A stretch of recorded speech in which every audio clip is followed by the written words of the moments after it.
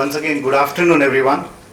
My name is Yogesh Dandigar. I'm the current president of Pune chapter of Association of Designers of India, which we call ADI. And I welcome everyone for this session, Insights with Don Norman. And it's a great privilege to have you here, sir.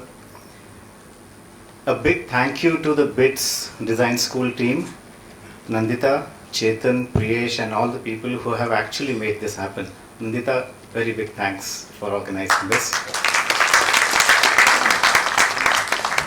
I think all of us, particularly the entire design community from Pune, Mumbai, and also from India, we went through a little shock just about 2 days back. And before we go into the larger session that we are getting into, we should take a few minutes to remember Mr. Ashok Panwalkar. We lost him just a day ago, and we are yet to recover from his news. As we understand, he was just few days back in Hyderabad becoming an advisory board member of an upcoming institute. And he was on the 10th and 12th of this month, he was at a convocation ceremony, foundation day of an institute in Ujjain. So he was traveling, he was completely active, and everybody is completely stunned with his demise. We lost a design leader, we lost a mentor, a designer, an educator, an avid learner, and a kind-hearted human being. Mr. Panwalkar was a design leader to the core. He actually set up the Philips Design Studio in India, which is actually an extremely big, remarkable achievement. I personally had an opportunity to work with him for a few years. And not just me, I trust that not just me, everyone gathered here will distinctly cherish interactions they must have had with him over the last few years. He was always full with enthusiasm and childlike curiosity, even at this age. His gentle smile and simplicity always stood out. So we remember him for his contribution to the profession of design through his India-focused design studio that he set up at Philips Design. So, as I remember, it was one of the first studios that started design in India, focused on Indian products, contextual products outside Europe. And that was one of the big achievements. And what we see here, that he groomed a lot of leaders in design who actually now take up higher places and are at leadership roles at various companies which are making a lot of products. So he actually has impacted it a lot.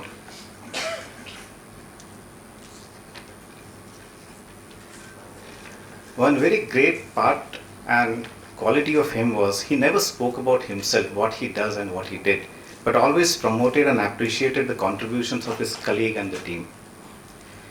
We will remember him to stand by students of an institute who were just left because the school had got closed, and he carried it forward till the time the students had passed out, and he made sure that they got the right education.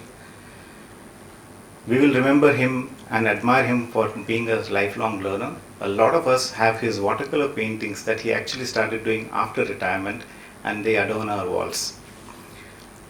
And we remember him for his efforts to evangelize design as a profession in schools. So he used to run lectures and do workshops in schools.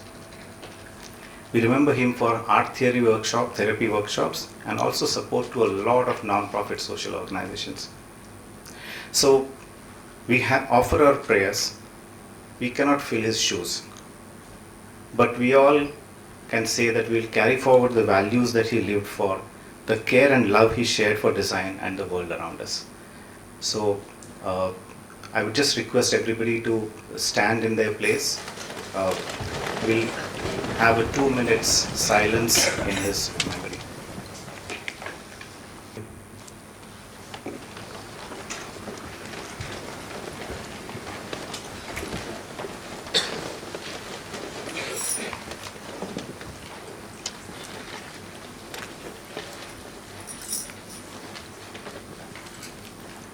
So let us begin the session here.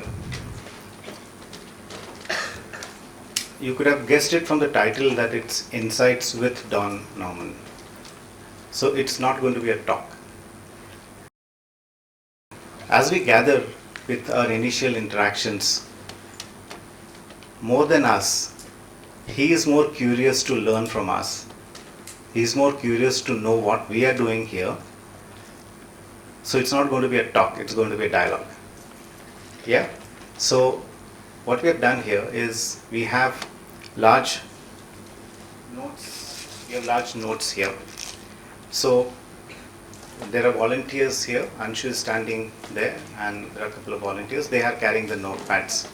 So if you have any thoughts to share, if you want to put up a point, please send it across onto the stage, and we'll take the point. Don't miss to write your name on that. So it will be important. Next is at the end of the session. As we all know, we have been reading his books. He has published some 21 books, so I think people will be carrying many books that we have. So I have mine over here. So I would always suggest, and everybody should do it, you will get a post-it from our volunteers. Just put your post-it inside the first page, write your name, and Don will help us to sign the book for you. So, and let's just make it a little in a disciplined manner so that we can get it done without troubling him.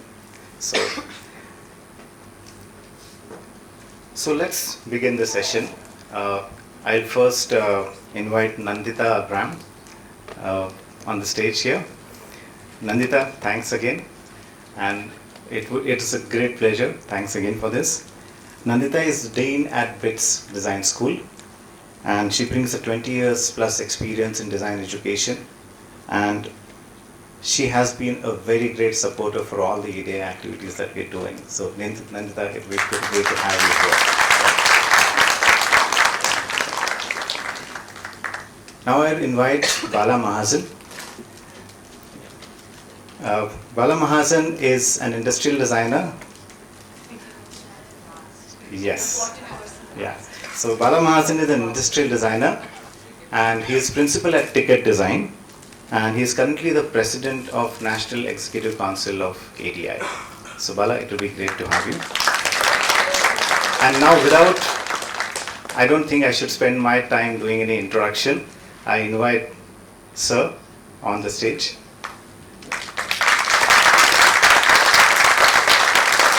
I would ask the audio team to come and set up the mic for him.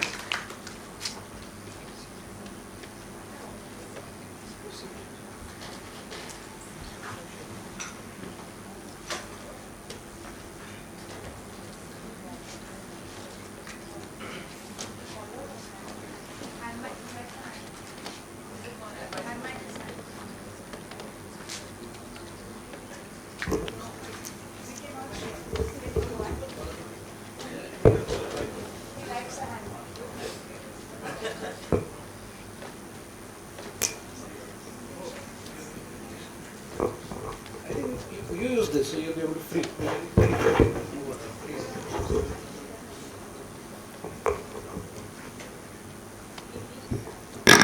But you can't because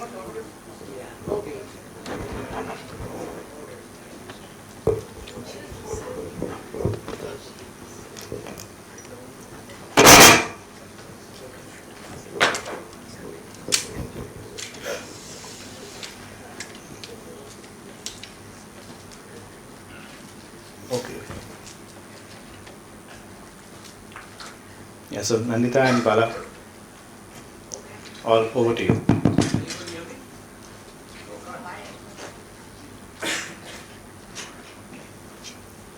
Hello. That's better. You can.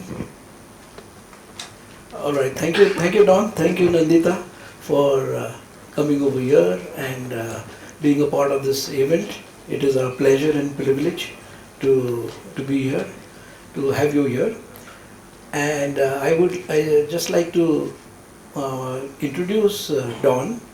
And Don is everybody here knows Don. Is there anybody in the auditorium who doesn't know Don? Okay, so I think Don has been a researcher, has been an educator, an author, as well as he's been the pioneer of the concept of user-centered design first, and then which went into human-centered design, and now we're talking about humanity-centered design. So he's brought about this whole concept for the past more than 7 decades now. And the basic philosophy that he's been talking about is humanizing design, looking at how psychology and design can be merged. He has been, you studied electrical engineering and then later on studied psychology, and that's how it got combined with design.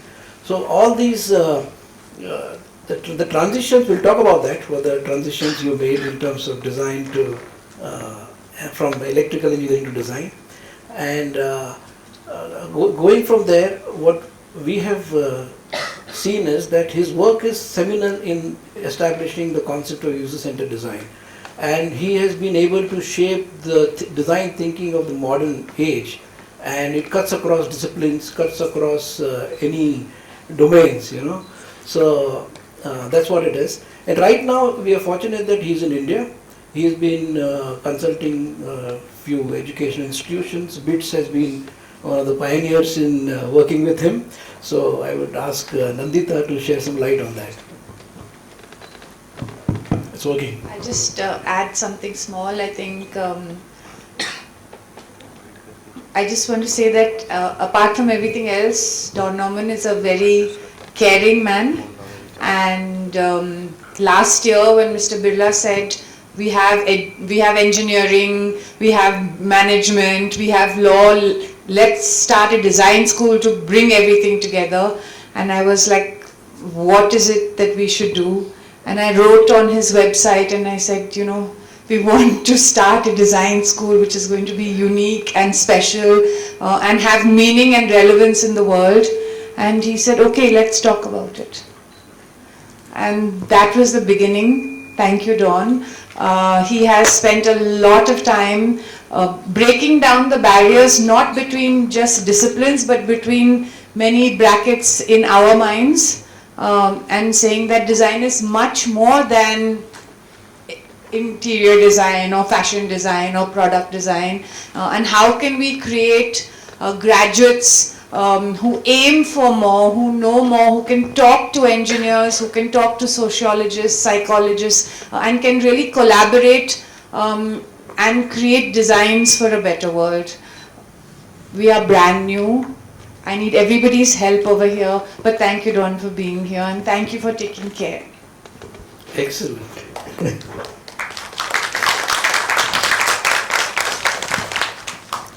Just a small personal story. When I first joined a design college, this was in the 90s, and I went into the library and I came across your book, which is The Design of Everyday Things. And that was the first time I thought that here was somebody who's explaining some things in a very simplified manner that is easy to understand for a lay person, and picking up objects which are very simple. And that was very reassuring for me, because I moved from architecture to industrial design, and I thought maybe that was not a bad decision. And later on it also resonated, it also reassured me. So thank you, that was the beginning of my design career that time. So once again, welcome to you. So I have a question for you from that perspective. You studied electrical engineering and you went into psychology, and then you went into various other disciplines. You worked with HP, you worked with Apple, and throughout the journey you've seen everything. You've seen the whole profession change. From design to now, you see the latest offshoot of 10 to 15 years, which is UX design. So we see the design being split finer and finer and finer. What do you feel about it? Where is it going forward? But I should start by thanking all of you. I have to take your picture. You've all been taking mine. So I will at some point interrupt and take a picture. Thank you, Nandita, and thank you. Bala. Yes, Bala. Yeah.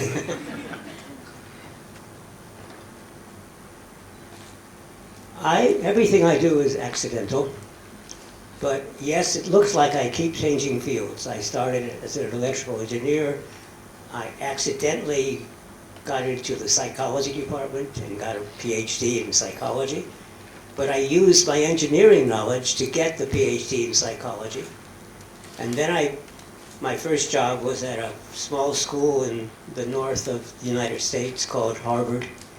And I was introduced to the faculty, and the most famous psychologist of the 20th century, B.F. Skinner, stood up and denounced me and said I had no business being in psychology.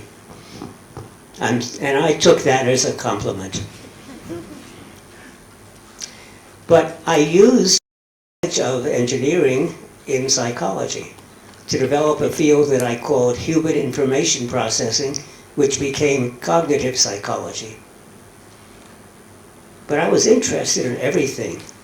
I wanted to bring in, actually I was already publishing in the early artificial intelligence journals. I wanted artificial intelligence to be a part of psychology. I wanted neuroscience to be a part. I wanted linguistics. I wanted social sciences. But the psychologists were very rigid and didn't look at the other fields. This is academics. Academia, the professors are really good at knowing what they know, and they don't know anything else. They're specialists, and they get rewarded for being specialists. But I'm not. I'm a generalist. I'm interested in everything, and that's why I love design, because you can do, today I'm doing a cell phone, tomorrow I'm doing a nuclear power plant, the next day I'm doing a sanitation plant, public health. We have to bring in all of the experts, and it's just wonderful, because especially for someone who's curious about everything. But anyway, I started in academics by bringing together all these fields which we called cognitive science. And we did many really interesting things, but again, we used my engineering and my psychology background in cognitive science. And I'm fond of telling the story of how we started a program for people who just got their PhD, which we call postdoctoral fellows. We had a whole bunch of them, and I was explaining to them about some of the early work on what was called a perceptron, which is a really simple neural network which is very limited. And I explained that they were really very limited, and one of those people said I was wrong. I love it when a student says I'm wrong, because if I'm wrong, I want to know so I can change. So this student went to the board and took over. And I was just then establishing what is today called human-computer interaction. So I thought that was interesting. But my colleague, David Rummelhart, thought this was important. So he and this postdoctoral fellow, some of you may have heard his name. It's Jeff Hinton. Jeff Hinton is actually now called the father of neural networks, or the godfather of neural networks, because he and Rummelhart established the very first beginning of today's neural networks. They were still weak, but they were very powerful for those days. And actually, I met him a few months ago at Google, where he was working.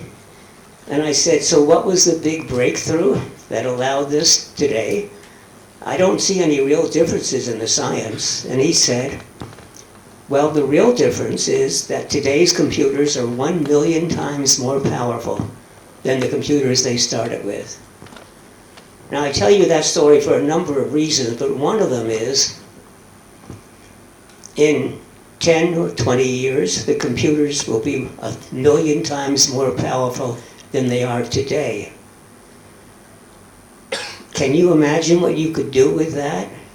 And the answer is no, you can't. I can't. 1 million times? If it were twice as powerful, I could imagine, but 1 million times? Because 1 million times is not simply something more powerful. It's a completely qualitative, different story. Now, I'm going to stand up. I like to raise and stand. And I can see the audience better. I accidentally got into design. because I discovered that my understanding of people and of technology and of horrible accidents that have occurred in aviation and in nuclear power, they were just due mostly to bad design. And I discovered that that's how I discovered design. Well, I've also discovered that design is a wonderful field, but most designers are in love with their craft, their skills. And as a result, most designers are in the middle level of a company. And we do what we are told to do. How many people here are able to tell their company, and I don't mean a small company, I mean take any of the large companies. How many designers are able to tell the large companies what products they ought to do, or how they ought to run their business, or why they are corrupting the world, destroying the world with the way they manufacture, or the way they change cultures by, well, we try to make our products addictive so people will go do it and do it and do it and do it, the TikToks of the world. How many designers are capable of doing that? So yes, I want to change design because I want to make you more powerful. And in order to be more powerful, you have to do things that some of you don't want to do, like understand politics and history and ethics and management and spreadsheets and finance, because all of that is what makes it different. Designers come to me and say, oh, my administration won't listen to us. We have great ideas, why won't they listen? And I say, well, how do you explain them? We show them the plans, we show them the models, we show them the letters of appreciation we get, the prizes we've won. And I say, yeah, well, if I were the executive, I would say, thank you very much. I'm very proud of you. That's why we hired you. And now, excuse me, but I must get to work. Because one of the things we teach in design is understand the people you are designing for.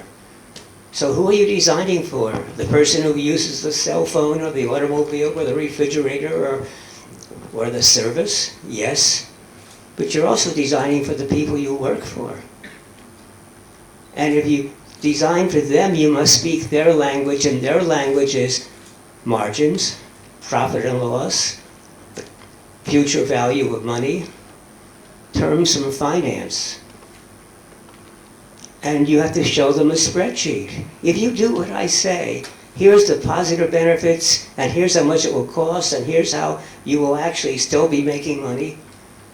And all my designer friends say, but how do we know how many people would buy something that doesn't exist yet? And I say, doesn't marketing do that all the time? How do they do it? They lie. So why can't you lie? But if you don't know how, bring the marketing people in to teach you. Now, they don't really lie. They make up the numbers. It's not quite the same as a lie. They make them up. But executives know that. And the executives will say, well, let's see, how did you get to those numbers? What were the assumptions you make? What did you look at to get some sort of estimate? So I'm starting, I never usually start my talks with this thing, but I want to tell you that my job is to get you to be more important. Because I think design is a very powerful field because it's a way of thinking. It's a way of answering the issues of today. Now, business people and engineers are really good at solving problems, but they never ask if that's the right problem. And what we teach is make sure it's the right problem, and don't just solve the symptoms, but find out what's causing it. So if you solve the symptoms, the problem will come back. So I'm urging all of you to be more powerful than you are today, because you are in a wonderful field. And creativity coupled with the standard design methods is extremely powerful. So that's my beginning. But I'm here to also tell you, this is not going to be lectures, I was told, but I'm sorry about that. Careful. Yeah. So this is the book you all know, and I'm here to tell you it's wrong.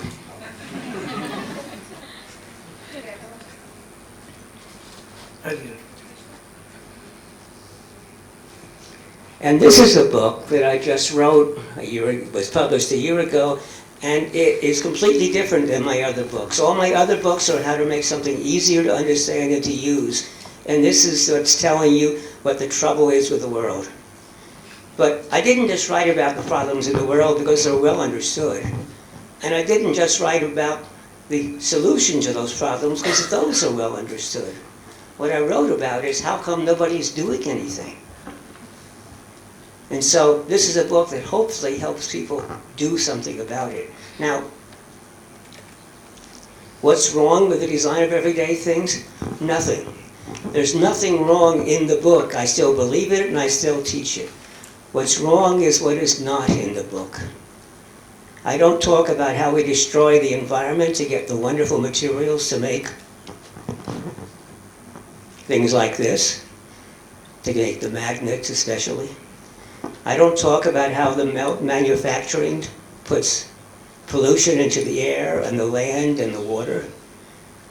I don't talk about how we are destroying cultures by the kinds of software we make.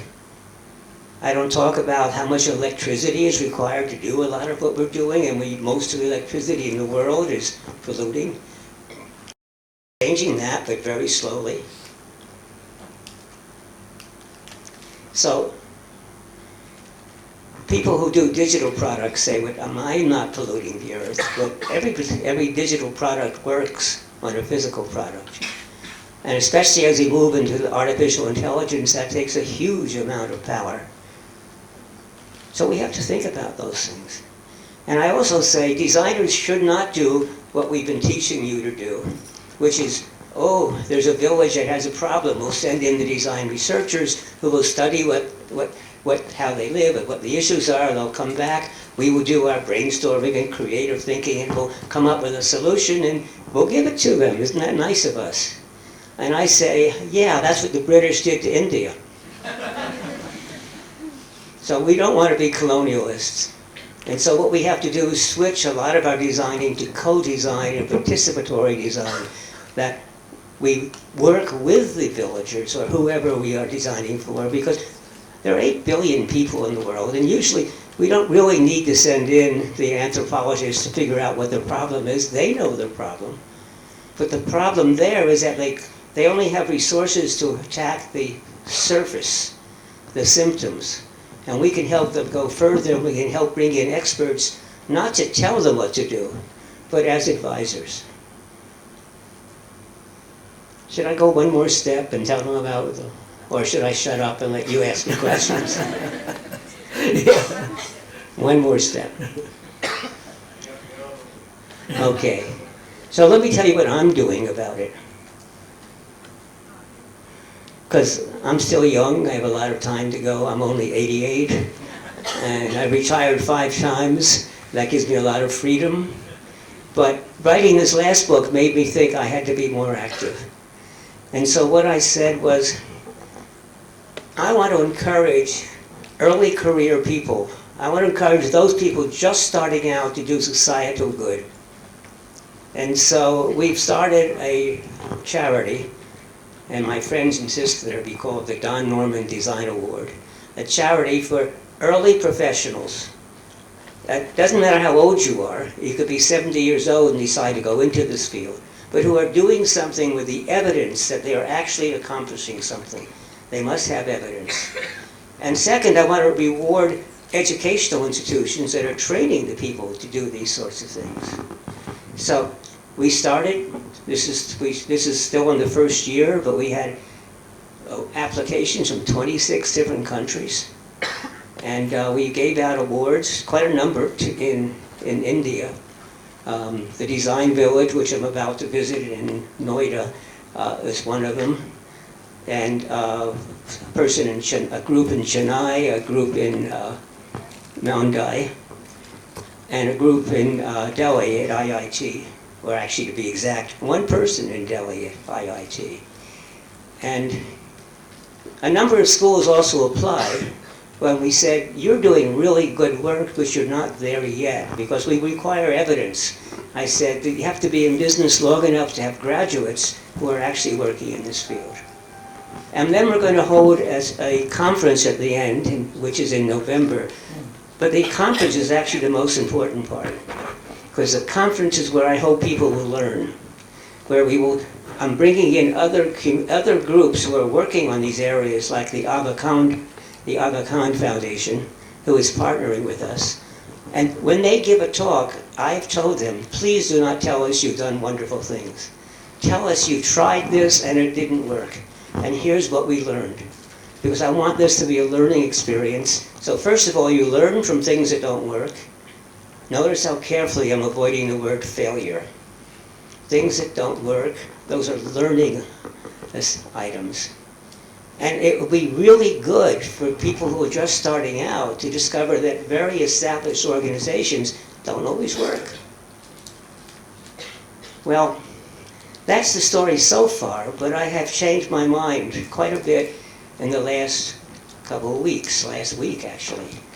I was in Bangalore talking to my good friend Sanjay Purohit, who has established something that he calls the Center for Exponential Change.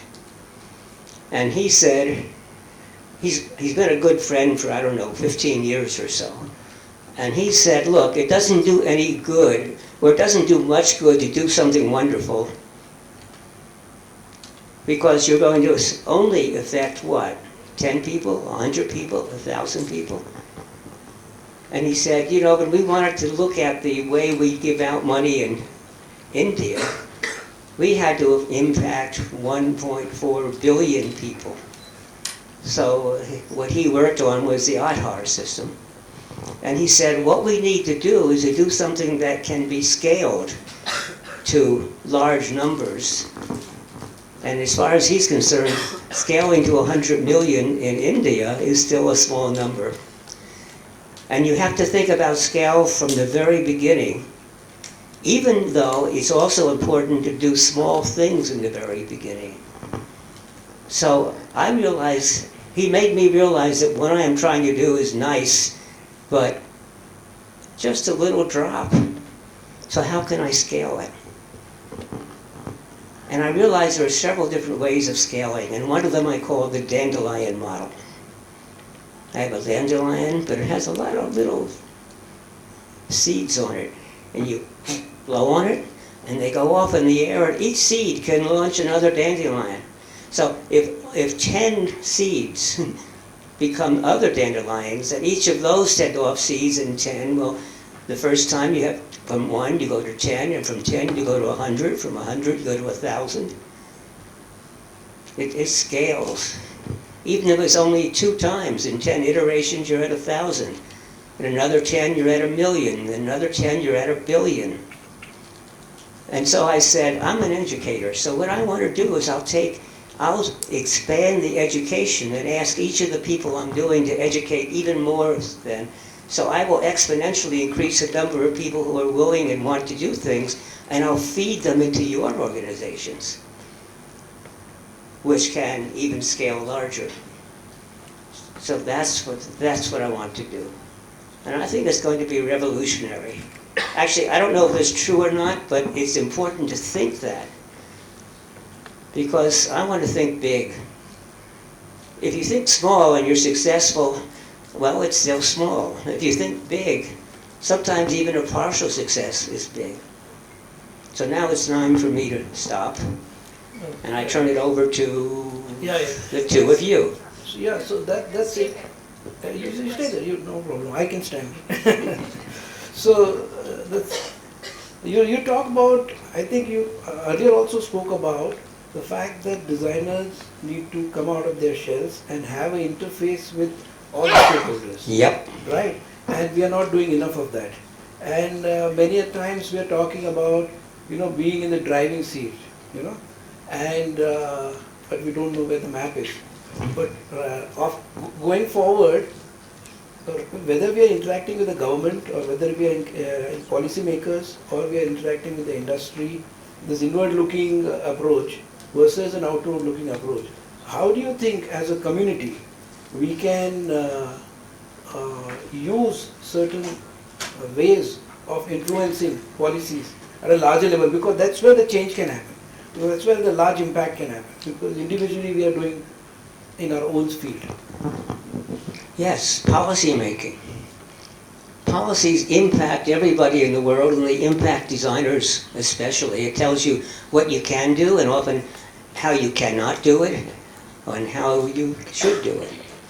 But who makes up policies? It's policy. If you take this human-centered design principles, they violate all of the principles, because what it is a bunch of people in a closed room make up policies for other people without often even talking to the other people. So how about changing the way we make policies?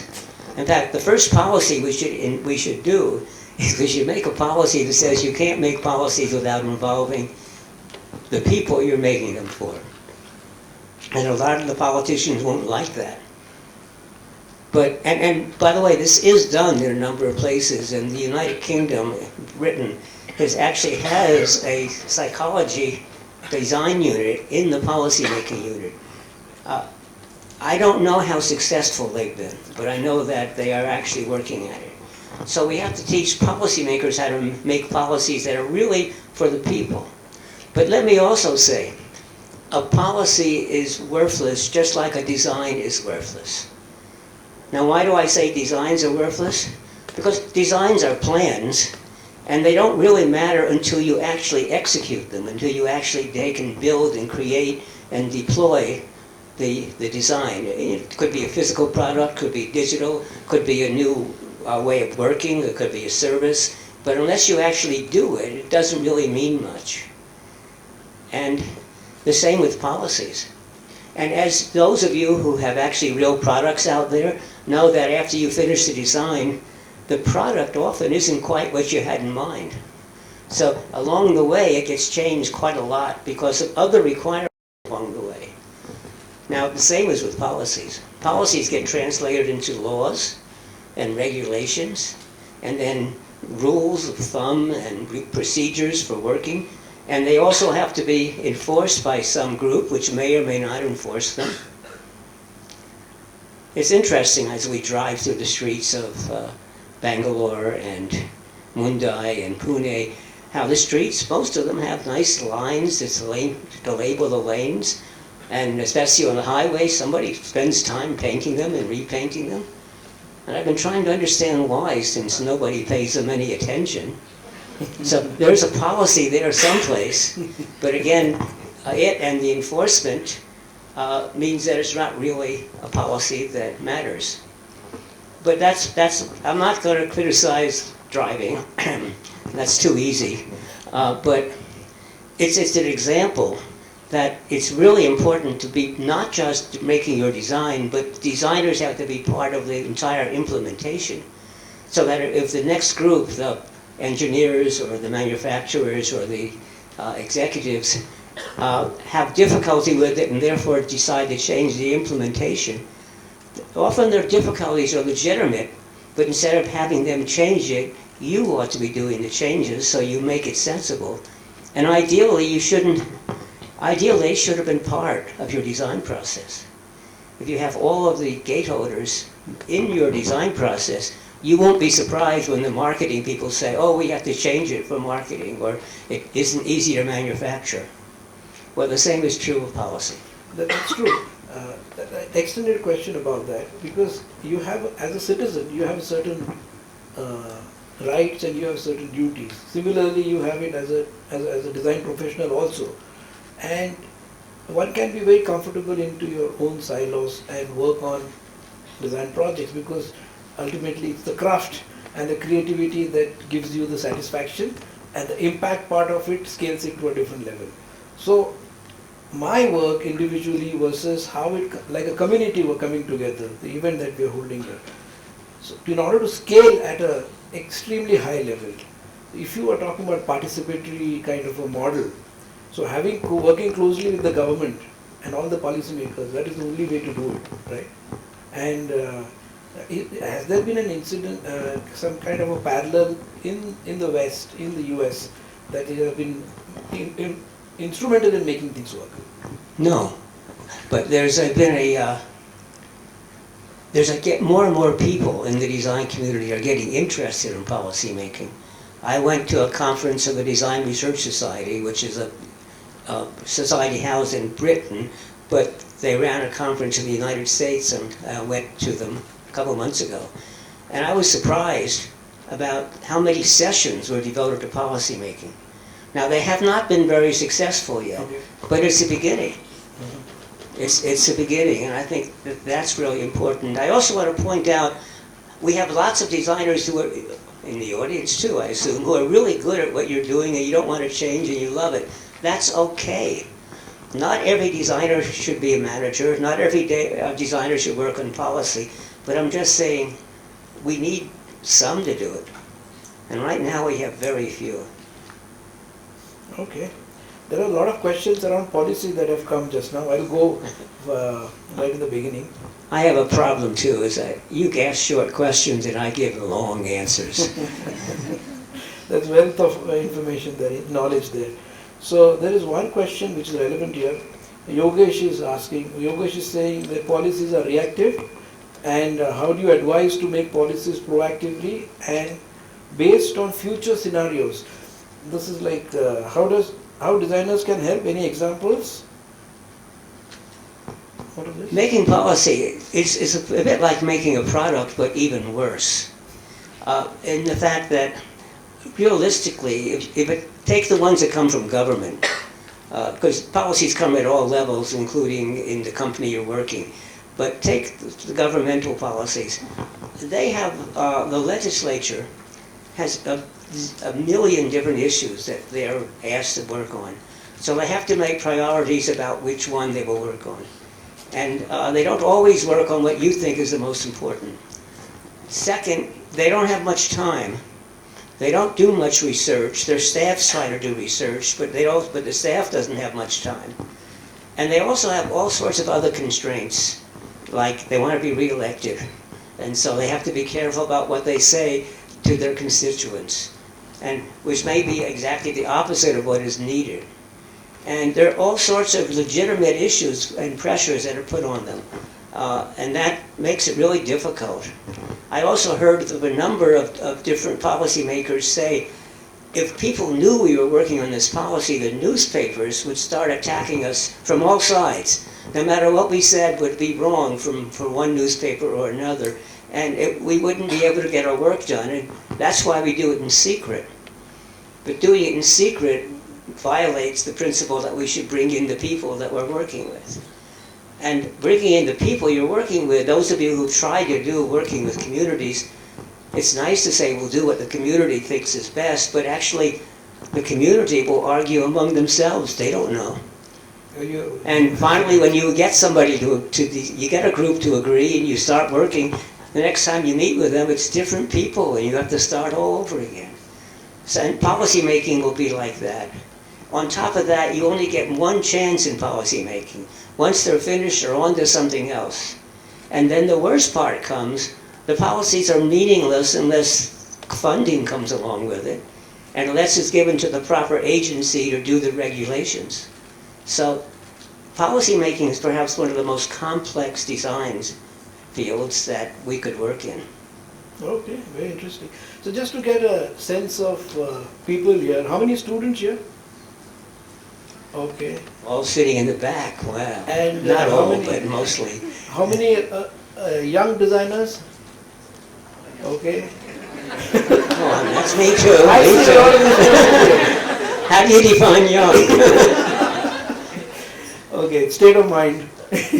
Okay, and all right, so there's a lot of students at the back, and so I'm just going to select questions which are related to what students really care about. So there's one question from Sanjana K. She says, as someone who has been a major influencer in design education, what are the key skills or mindsets you believe design students should develop to succeed in the AI future? Sanjana, yeah, you can stand. Where is Sanjana? Oh, Sanjana is there. So maybe Can we pass the mic around? If it's convenient, then the person can ask, directly. Well, the question was, what kind of new mindsets are maybe required? And then you said the magic elephant word or gorilla word for the AI future. Yeah, I think everybody is worried about it because the designers in the driving seat is a challenge, and now we have autonomous cars. So designers are all saying we're going to lose our jobs. Well, you will lose your jobs unless you pay attention to it. But I don't think this is any different than any other tool that has been developed over the years.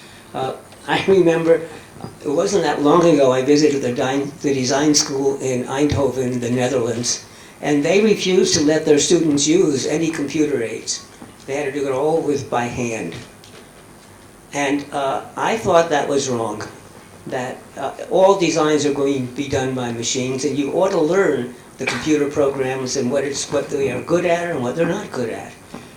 And I talked to the professors about it, and they said, no, we must develop the hand skills. And I talked to the students about it, and they said, don't worry, we actually all use these systems in our homes. We just don't tell the teachers. Well, but I went back a few years later, and there was a new director of the school who said, of course we tell them to use all the best and the most modern tools. Well, AI is simply another tool. And I think that instead of being reactive and worried about the AI tools and, how are we going to respond to it? No, you ought to be part of the people developing it. How come we don't have more designers in the companies that are developing the AI tools, making sure they are collaborative, so that the AI is more like an assistant or a collaborator. They could be designed that way. But the people building it now, they just build whatever they can build because they're technicians, if you will. Yeah, they have PhDs and they're very advanced in mathematics, but they don't understand people or how the work gets done. We should be there. But I've also been watching how a lot of designers are using these tools, and they are very powerful. So here's a field that I think will be transformed: writing manuals. And I like to point out, first of all, who reads the manuals? And second of all, they're not well written. And third, you can't blame the manual writers. If you talk to the manual writers about why is that such a horrible manual, they say, because they won't let us start it until the very end, and then they only give us a week or something to do it. And so, of course, they're not good. But what most of the manuals do right now is they basically list every switch and control and say what it does, which is not what you need when you have a problem with how do I solve it. I've just bought a new car, and it comes with a 400-page manual, which is crazy. But think about what this AI promises today. We know I don't search anymore. It used to be we searched to try to find a website where if I read the website I might get my answer. Now what I do is I tell my system what problem I'm working on and what answer I'm looking for, and it often tells me the answer directly. That's how I think manuals will be in the future. We'll simply say what we're trying to do and it will come back and tell us. And actually, if we're asking how do a computer do something or how do I get my car to do something, well, instead of telling me how to do it, it will do it for me. But we should be driving this. So I told you I'm going to run this big conference and we're going to learn a lot, and I'm trying to collect all that we've learned. And the Aga Khan Foundation has been doing what they call it's School 2030 is one of the big projects trying to do education across Asia.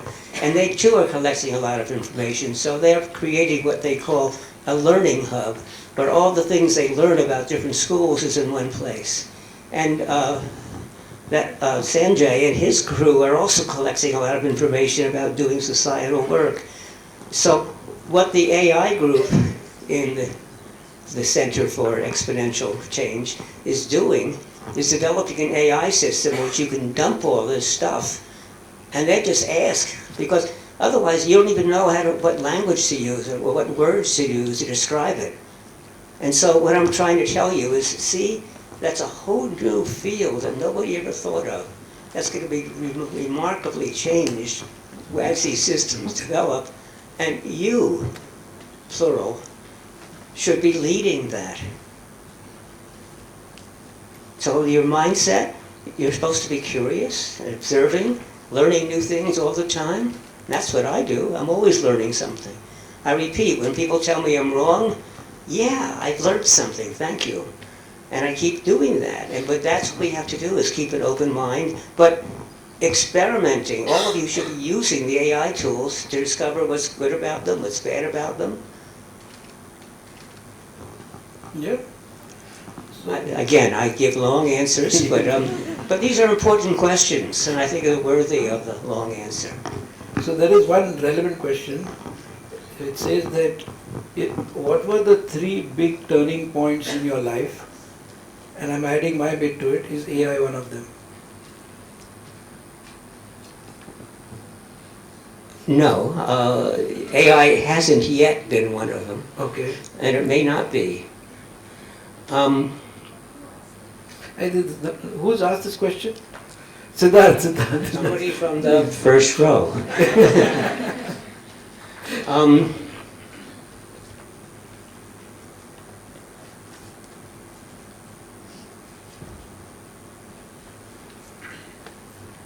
It's hard to know because my life has been such a series of accidents. So here's one accident. I was called in. The United States had a nuclear power disaster. It just only had one, but it had one, called 3 Mile Island, because that's the name of the island. It was 3 miles from something else. And the operators never, it took them 2 days to discover what was wrong. And therefore they did the wrong things along the way. And so the Nuclear Regulatory Commission created a committee of human factor experts to go in and try to see why the operators were so stupid. That's basically what they asked us. And I was one of those people. And we went in and we looked, and we decided the operators were very intelligent and they did the most sensible thing given the information they were given. But that if you had wanted to design a plant to cause errors, you could not have done a better job. Plants go bad, things leak, things break. In your home, you probably have a light bulb someplace that's burned out and you haven't replaced it yet, or leaky faucet. Well, these are huge plants, so it has the same sort of things. And so what they did when something was not fixed, was broken, but they knew it was broken and they were going to fix it, they would hang a tag on it, just so everybody would know that we know about this. And the tag hangs down, and guess what? It covers over some other information. So that was one problem. Some of the important information they should have seen was hidden by one of these tags. Second, the switches. Engineers design the switches, and they're so logical. So you have 100 identical looking switches in a row. And sometimes you throw the wrong switch, and that's called human error. How could you be so stupid? And I'm saying, how can you be so stupid to make 100 identical switches in a row? And then in addition, there was a valve that they had to shut. And they knew they should shut it. And so they go to the place where you're supposed to shut the valve, and they flip the switch, and the light goes on. Good, we've shut the valve. A day or two later, they discovered that the light didn't say the valve was shut. The light said that you flipped the switch, and the valve was stuck and didn't close. And so that was another problem. And so there are all sorts of problems like that.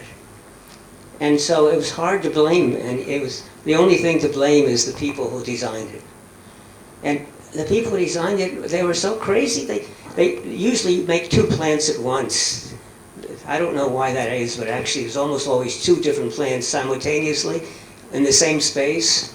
And what they do is they have control panels for one of them and control panels for the other one. And you'd think they'd be identical. Well, they are, except to save wire, they made the mirror images. So this is the mirror image of that. So people who are really expert at using this side can't use this side because they'll go in the wrong direction. There's all sorts of interesting problems. And I also worked in aviation to try to make airplanes safer, but there, the pilots really care because their lives are at stake. And so those systems are really well designed. And if you look into the cockpit, sometimes you'll see all up above, there just, it looks like hundreds and hundreds of switches. Those are circuit breakers. Those are not normally used. But when one circuit breaker goes, then there's there's an indicator saying which one. So don't be overwhelmed by all those switches. That's not what they use to fly the airplane. And they do a good job, so much so, you can have 3 years of commercial aviation flying in the world without a single death. In fact, when you study accidents, one of the problems is there are so few accidents in commercial aviation, there's not much to study. So, anyway, a long story. That's one of the things that completely changed my life. And was there a second one? This is when you were... Well, the second one is this, what made me cause to write this book. And the third one might even be what caused me to leave academics and leave industry and start a charity. Okay. So if you had a superpower to make, design an everyday object today, what would that object be? Superpower to make design. Design an object that you use every day. That would be really good. What would it be? That's not how designers work. Is that what you do? You sit down and you say, I have no idea what I will do, but I'm going to do something that everybody has to use all the time. It's so important. It doesn't come out of nowhere. It always comes out of some observation, right? Right. But that is one. Okay, there's another one. There's Swapnil. Maybe you can ask the question. Swapnil Joshi. Yeah. So, just to It is mine. There are lots of questions. Yeah. Hi. So just before I start the question, I just wanted to point out Don has a very uncanny resemblance to Papa Smurf. I don't know how many people know that, or Don, you know that, but you do look like Papa Smurf a lot. So my question kind of is coming from what Elon Musk has recently brought about in the world with respect to Neuralink. So what kind of cognitive challenges do you see Neuralink bringing up? I don't know what the reference is. Neuralink is the new The chip implanted in brain interface designed by Elon Musk and the company.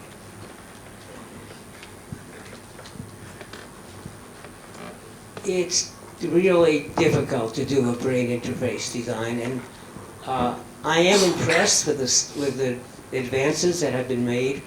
I'm not impressed with Musk, but I am impressed with the number of neuroscientists who are making real advances. But if you look seriously at what they're accomplishing, it's taking people who are unable to talk or completely paralyzed or sometimes thought to be completely, basically almost brain dead, and actually just being able to get them to express their ideas through brain waves. But it's very inefficient and very slow. It changes their lives. And some people have actually now are able to control their arms and legs and even start to walk and do things they couldn't do before. But the brain is incredibly complex. And all we can do is tap. You know, even the most complex tapping is tapping 100,000 neurons. And you can only do that if you actually open the brain, open the skull and go into the brain itself. And 100,000 out of the different trillion different kinds of connections there are in the brain. So I claim that the most efficient brain interface is us. I mean, look at what I can do with my fingers, and look how I do things, and it's automatic, and I don't even know what I'm doing, but I'm doing the right things. And will we ever be able to do that? Well, I hesitate to say never. In principle, if we could really understand and pull it and measure everything, we could. But it's going to be a very long distance. Meanwhile, we shouldn't stop the work because it is changing and really helping people who are paralyzed or otherwise have damages to themselves. And by the way, a few years ago, I would have said that this was impossible, just measuring from the scalp. And I would be wrong, because we're doing it now.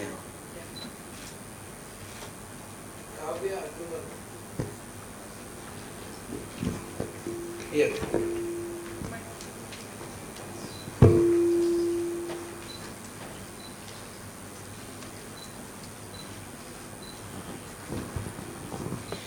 Hi Don, I'm working on a design minor curriculum for engineers, and my question to you is that what do engineers need to know about design versus what they need to know to apply about design? The best way to find out is to get the engineers, get your students, to suggest some problems to work on. Don't ask them what they need to know, because they don't know what they need to know, right? But what are the problems they're trying to work on? And once you get that out, and you start, and in fact, I would tell them to design how it will look and be operated. I would do that in the first week, before you started to teach them anything. I like to give my people problems right away and say, please solve it. Because if I gave them the theory and the requirements and all this, they would be bored. They wouldn't know why they were learning it. But if I give them a problem to solve, especially one they themselves made up, so they're interested in it, then we can look at it, and when we see that you can make something better or there's something that they're missing, then you can explain the theory and tell them how to go about doing it, tell them the methods. Oh, now I understand. And they go off and do it. And as you keep doing that,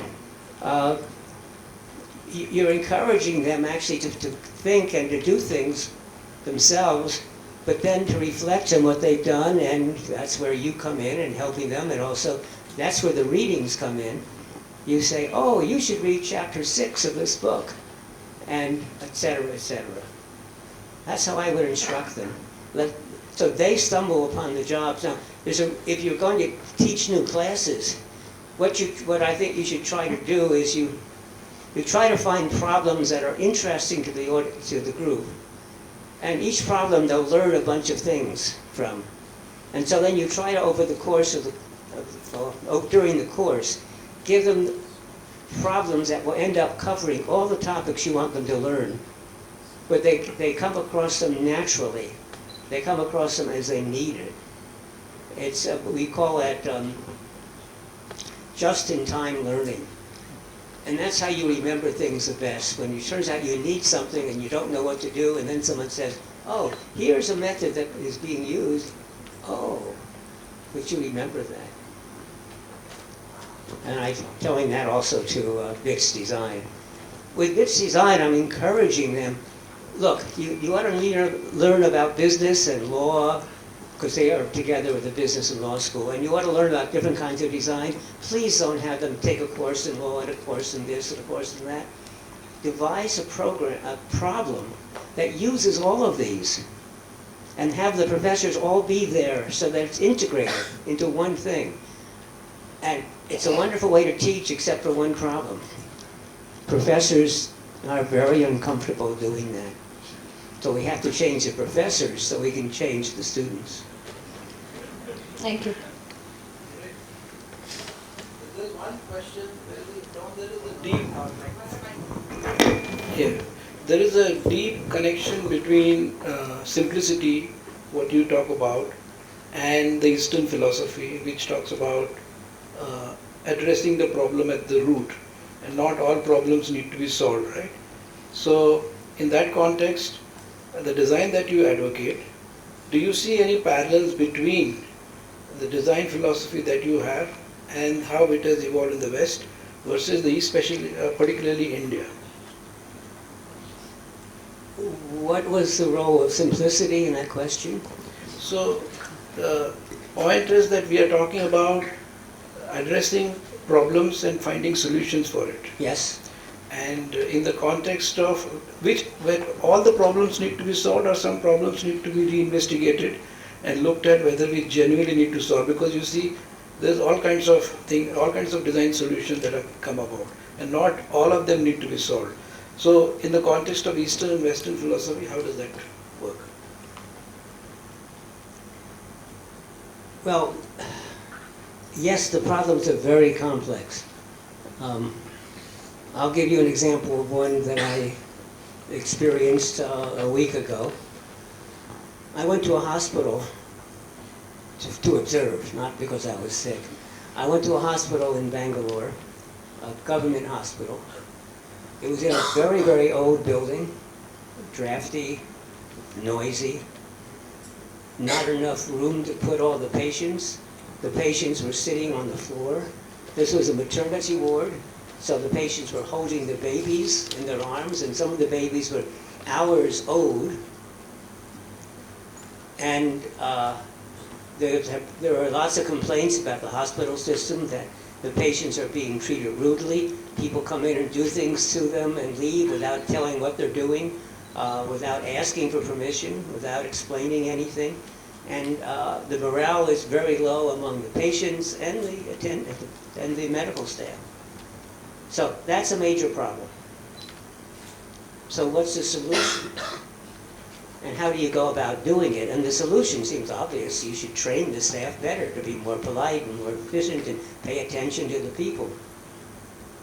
But that's an obvious solution, and it's yes, it should be done, but that's not the problem.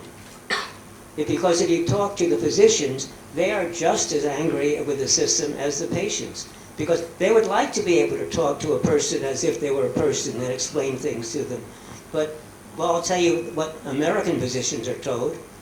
They have to document what they're doing, and they tell me it takes them 20 minutes to do the documentation on each patient, and they're only allowed 15 minutes for each patient.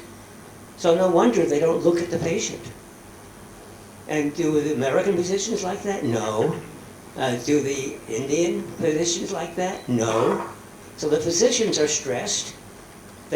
Some of them get very depressed. Some of them commit suicide. And I said, that happens in the United States? And I was told, yes, that's happening in India. And the same is true with the nurses. And the nurses and the midwives, for a while the midwives weren't even treated as real medical people, until finally the physicians began to realize that midwives relieved them of a lot of the work they could do and were very good at it. So the whole system is broken. And when you actually sit down and analyze it, there is one common theme that's underlying it, which is a lack of money to be able to hire more physicians and hire and improve the conditions, clean up the hospital system. But how do you do that? And so this is one of those problems that you're asking about. But what you can do is you can really try to figure out all of the major different influences, and then try to attack. You have a group that's attacking each one independently. They should collaborate with each other so they're not in each other's way. But this is how you manage that the work they're doing to cure the problem, if you will, is simplified. But you know that, yes, I'm trying to teach people how to be more polite and responsive to people as people, but you know that's not the entire issue. And so you're also trying to restructure the hospital to be a bit more efficient and maybe therefore get away with a few people they have. And there's another group that's trying to work at the legislative level to try to bring in more money to be able to implement this. So what you do with any complex problem is, yes, you try to figure out what the major issues are, but you address them one at a time. Does that help? Yeah, I think you answered the question in the context of the problem solving. The question, partly the question was about relevance of what you need to do in terms of whether investigating whether the problem genuinely needs to be solved or not. Because many times people are engaged in solving problems which doesn't have a larger impact, or they're not relevant. They address a very small portion of it. So how does that impact? Again, it's really hard to look. Very complex problems are difficult to analyze. They're difficult to understand sometimes all the different issues that are involved. And you're right, sometimes we will find something and we see, oh, that's an issue, and you fix it, but it turns out it's not even very relevant. But I don't blame people when that happens because it's, again, it's really hard sometimes to know which is the most critical issue and which is just a small little special case. But again, the way I try to approach complex things is divided up into small units. But you have to spend a lot of time knowing what is a small unit that's sort of a little bit isolated from the rest so you can do something there. And sometimes you'll get it wrong. Yeah, I think we will open up the questions for the audience, so please feel free to ask. We'll pass the mics around. The mic is where? So please go ahead and ask the question. I think Harmind is the first one who sent a question. So maybe Harmind, please go ahead. I think it's related to what we were discussing about cultures and convergence of cultures. John, it feels surreal to be in front of you. So, my question is, since you have experience of 7 decades, I'm into design from past 2 decades, and the world have changed according to me a lot in 2 decades only. I've seen the design community coming together globally, and it's a small community now, still very small. How do you think that convergence of cultures can help us bring the community together and solve the more global problems, which can eventually make the world or heal the world in a more sustainable way? Which Was that a question or was that a... No, it's a question. What do you think that as global citizens, sitting in India, we are solving just for India, how we can learn from each other, where the design communities have already progressed, and we can all come together and solve the various issues which are at a different journeys in different places.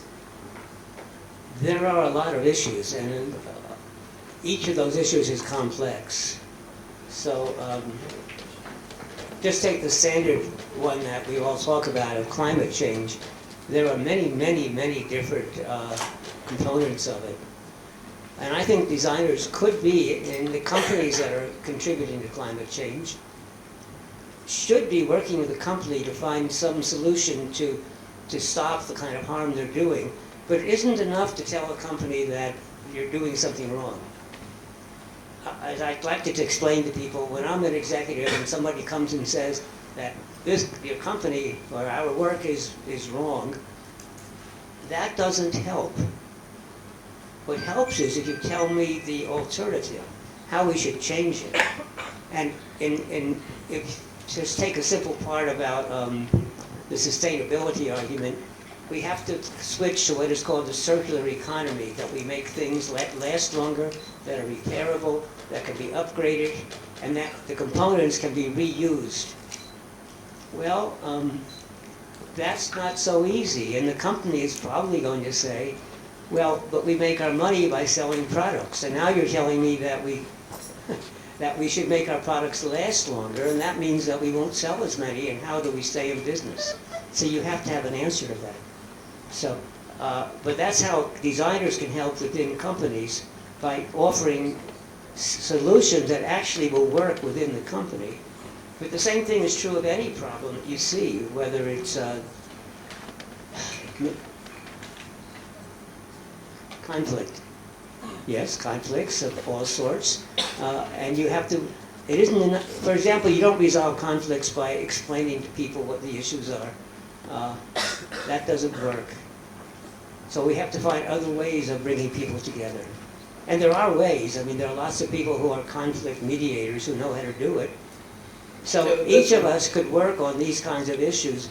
But again, to scale, if you just work on small issues, that makes a small difference. But if lots of people are working on issues, that begins to solve issues.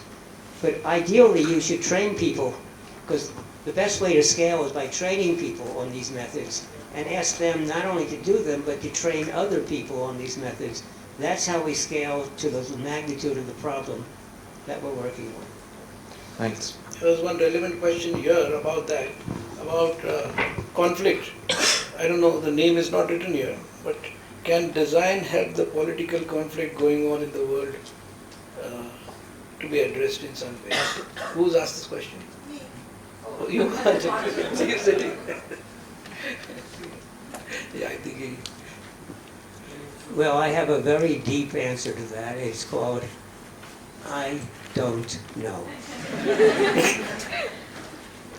These issues are real, the conflicts are caused by hatred in communities against others that have existed for sometimes thousands of years. So it's very, very difficult. And obviously, you know, in all these cases, there are really good people doing their best. And so I don't think that the design community in this case has any special ability. And so my answer is, I don't know. Okay, interesting. By the way, it's really important when you don't know something not to say you don't know. Those of you who go to Japan and ask for instructions and you're lost and you ask for help, the Japanese are so polite, they hate to say no. And so if you ask for, how do I get to this, and you show them the sheet that you're following, and they don't know, they want to help you, so they will guide you, even though they don't know where they're going. It'd be much nicer if they knew how to say no. Yeah, so there are 2-3 questions which are related to this, so I'm going to combine them together. So what's the one lesson you wish every young designer would take away from your career, and in the context of where we are today in 2024? First of all, working in groups is really important because the problems we work on require a whole bunch of skills. First of all, even within design there are different skills. And no one person is good at all of these different skills. And then when we bring in other kinds of issues, there are other skills. No one person is good at all these skills. So you must bring together the people that have these different skills, but the hard part is getting them to work as a cohesive team. And that's why I think that one of the reasons for the problems are the school systems. Because in school we teach everybody to work by themselves. And if you ask for help from somebody else, that's cheating, it's not allowed. And so that's why I like in the advanced schooling, undergraduate, graduate school, start teaching people to work in teams and not to worry about who should be the leader or who should be that. Everyone contributes what they're good at contributing. And I remember the days of Apple when I would start some project and there would be people from marketing and from engineering and from the design groups working together. And I would walk in the middle of the night, because they like to work at night, and I wouldn't know whether this was the designer or the programmer or a marketing person, because what they did was they were working so well together that when there was some issue, whatever person was most relevant would go and try to solve it. And I thought that was the way all work ought to be done. But it really requires, I think the school system ought to start by doing this, and we've talked a lot about how we might do that by, again, having projects that the students work on so that they're not competing to see who's best. And that's where the grade system comes in, and I'd really love to figure out how to get around grades. And we've been talking about that. Because, look, the grades are... The only time the grade is important is when you get your first job and the people don't know how to choose and they choose by grades. But after that, who cares what your grades were?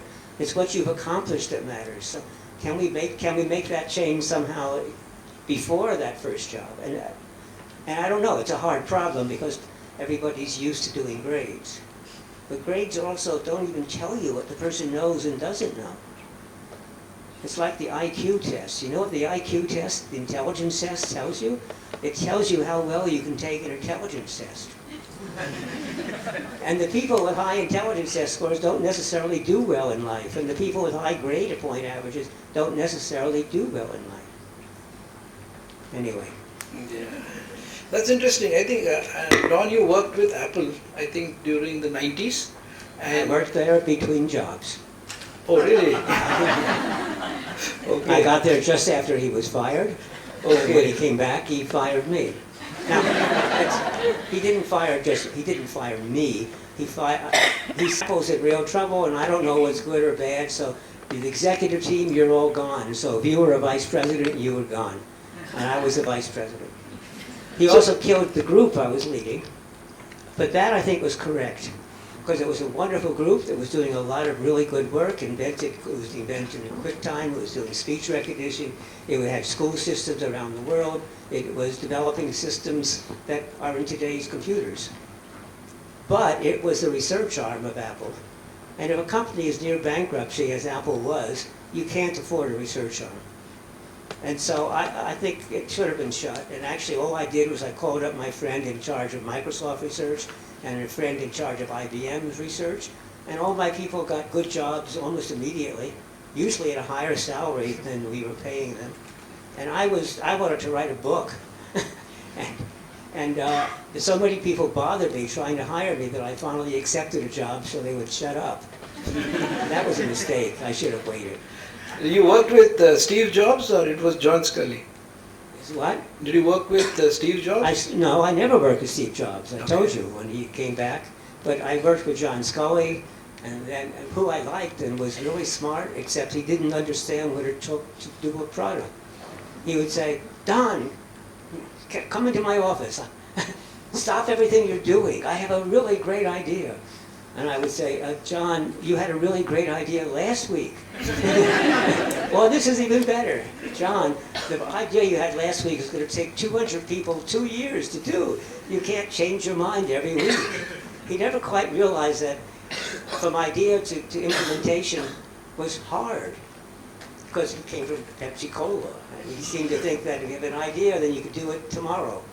No. So that was his main weakness. He, by the way, said that later he said he was sorry he had fired Steve Jobs, because look, he's the one who saved Apple. And I think he's wrong. It was good he fired Steve Jobs. And Jobs has said that. Because I claim that it was Jobs the first that was fired, and Jobs the second that came back, who had learned a lot by that experience and was much, much better when he came back. Did you work on the Newton product? Oh, I worked on the Newton.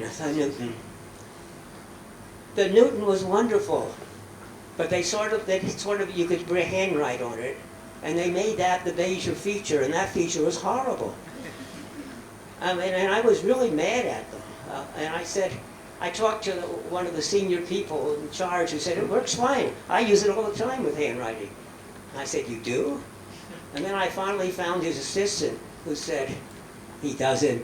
He gives me the Newton, and I have to type it into it.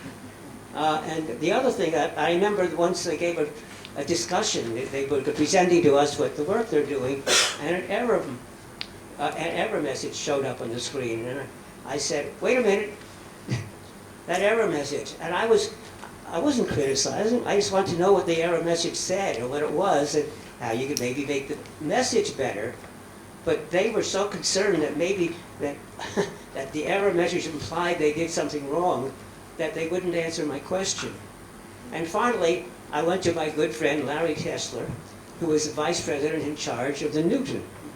And I said, Larry, there are a lot of problems with the Newton. Look, I have a list of them here. And he said, well, let me see it. And he looked at my list and he said, my list is bigger. Well, Larry, you're in charge. Why can't you fix it? He said, no.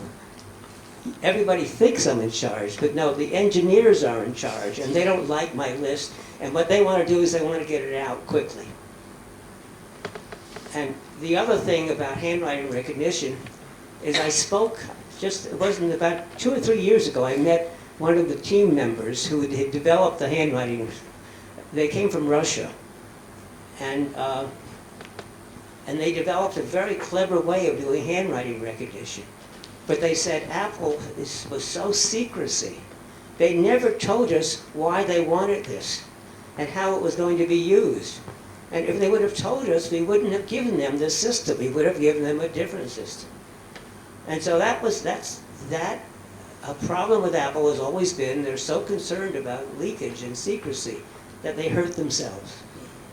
But I thought that Newton, if you had forgotten about handwriting recognition, if it had never been mentioned, it would have succeeded. It did many good things. Yeah, it was quite a path-breaking product that time. But that's a case where sometimes the marketing is wrong. And I could go on with a few more cases where Apple's marketing killed Apple's products. It was clever and the people at Apple loved it, but it was the wrong marketing.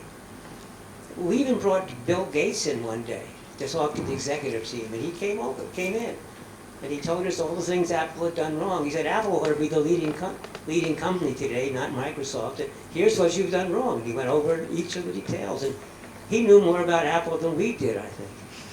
In fact, somebody asked him, why do you hate Apple so much? He said, I don't hate Apple, because every time an Apple Macintosh is sold, I make more money from it than you do. Because he would sell Microsoft Word to everybody. So life is complex. It's interesting because there are two challenges there. Apple was going through their worst phase, almost bankruptcy, yes. right? And in that kind of environment, which is like firefighting mode, and you have marketing sitting on your back. So in that environment, how does design thrive? What are the lessons from the failure? Well, design was thriving, but I also, from my point of view, in retrospect, is when I learned a lot about business. Because if a business is successful, as Apple used to be, nobody stepped back and said, oh, I wonder what it is that's making us so successful. They simply thought, oh, how smart we are. See, we're ahead of everybody else. But when something is unsuccessful, you do a lot of thinking about what are you doing wrong. And that's where I learned all that I know about marketing, really. I don't mean by marketing, I mean about management and business in general. So for me, it was a good thing to be in a failing company, but bad in all respects because we were doing wonderful products, so the products were still quite good. It was here, by the way, the Newton product. Some of the work happened in India. But I think we are running out of time. There are lots of questions. In fact, when we opened up this session for registration, our website crashed. So clearly, I'm not the only one who wants you here. There's a whole lot of people who want you to come back, and I think we must get him for our national conference, which is the Pune Design Festival. What do you think?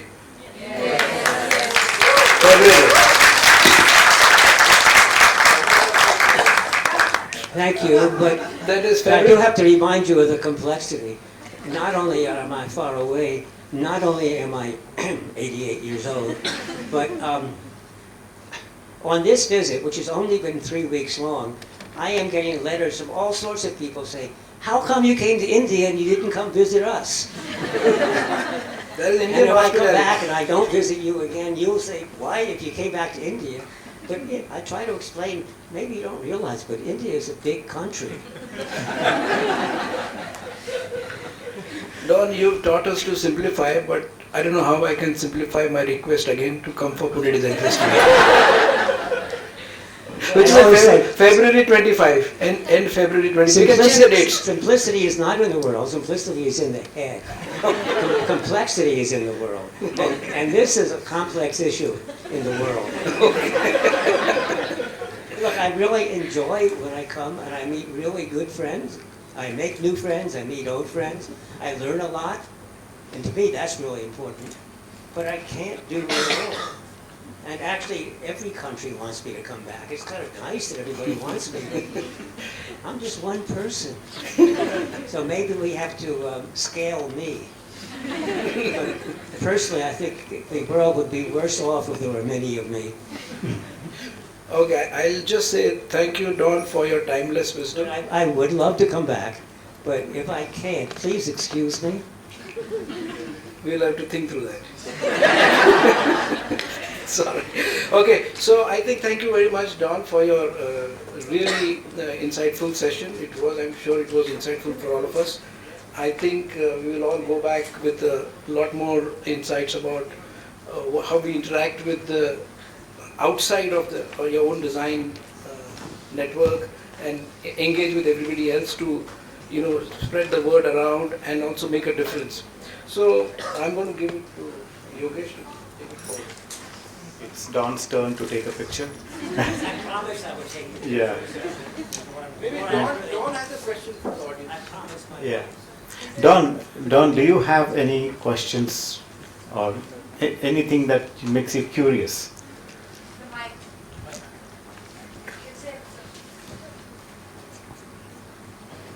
I don't walk around with questions in my mind. I walk around curious about everything. And oftentimes the question comes the next day. So no, I don't have any obvious questions for you, except if you came and talked to me, we could talk for an hour or two about different issues. And the questions would arise naturally. But they don't arise out of nowhere. Okay, thanks.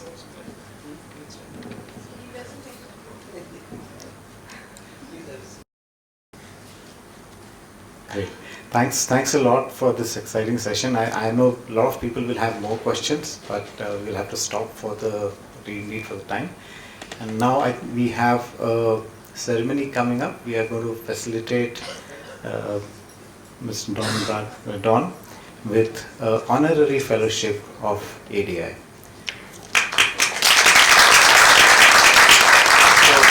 I invite the NEC members on the stage here. Nachiket, Siddharth,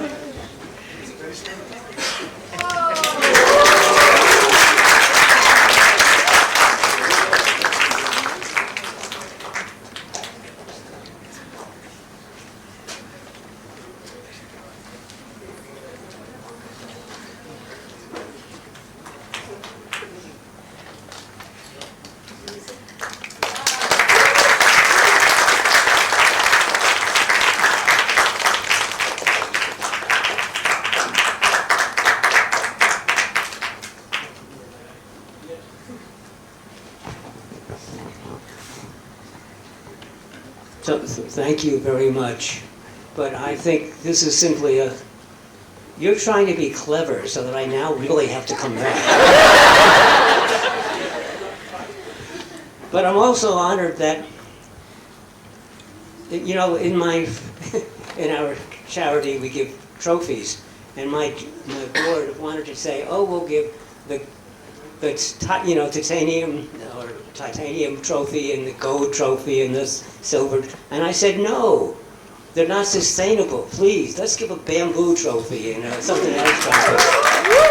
And I'm pleased to say, not only is this made out of wood, but it's laser cut, so it's very modern technology, but it's very sustainable. Thank you.